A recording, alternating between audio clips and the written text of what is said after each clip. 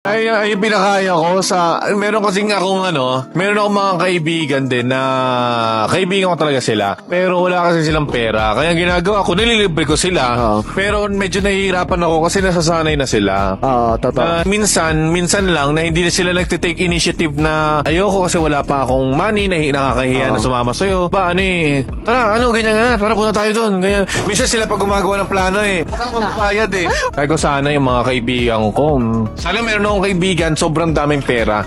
Meron naman akong kaibigan na ka-network ko na mga multi-millionaires at even billionaires. Pero, sila like, alam mo na, mga 30 na, 34, 35, 40. Unti lang yung mga nasa 20s kasi, kumbaga, hindi ko masyadong, mahirap maka-vibe sa mga malalaking network. Kaya naisip ko, Gets. kaya na lang. Ano yung naisip mo? Ayun, kaya naisip ko din, kaya siguro onti lang kasi mahirap siyang gawin.